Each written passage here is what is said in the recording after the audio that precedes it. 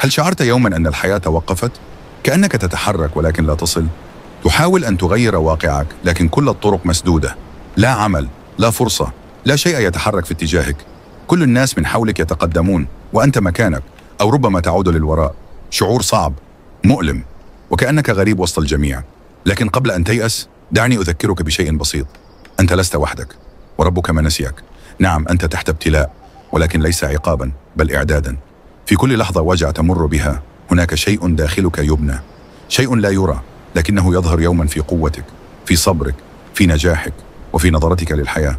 الله لا يترك عبده الذي يلجأ إليه، ولو تأخر الجواب فاعلم أن التأخير لحكمة، لأن وقت الاستجابة سيكون أجمل من كل ما تمنيت.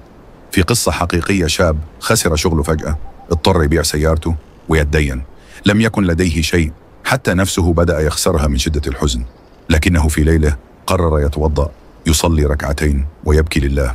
رفع يديه وقال: يا رب، لا أحد يسمعني غيرك، ولا أحد يقدر يعطيني غيرك، وأنا ما عندي حدا غيرك.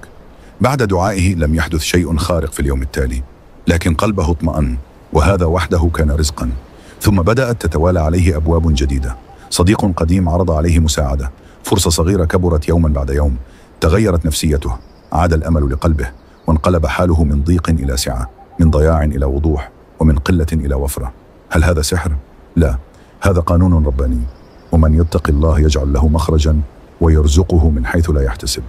مشكلتنا اليوم أننا نستعجل، نريد كل شيء فورا، ولكن الله يعلم متى يعطي ومتى يمنع، ومتى يفتح لك الباب الذي لن يغلق بعده أبدا.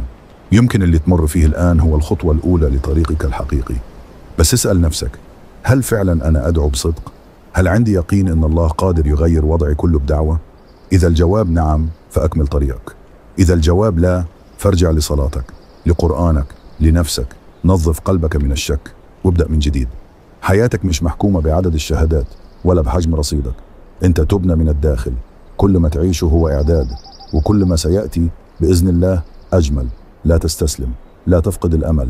اشتغل على نفسك، اقرأ، طور مهاراتك، خذ بأسباب الرزق، بس خليك دايما رابط قلبك بالله، لأنه هو وحده مفتاح كل شيء. واسمعني جيدا، النجاح لا يأتي لمن يملك كل الظروف، بل لمن يصنع من أصعبها بداية جديدة. لا تقل مستحيل، فكم من مستحيل أصبح واقعا بالدعاء والنية الصادقة والعمل. إذا وصلت لهنا في الفيديو فهذا دليل أنك تبحث عن التغيير. فابدأ الآن، مو بكرة، مو بعد أسبوع، الآن. واكتب بالتعليقات: اللهم ارزقني من حيث لا أحتسب، ويسر لي أمري كله، واصرف عني كل سوء. وخلينا نوصل هذا الفيديو لكل إنسان يائس أو محتاج بس يسمع كلمة واحدة تعيده للحياة من جديد.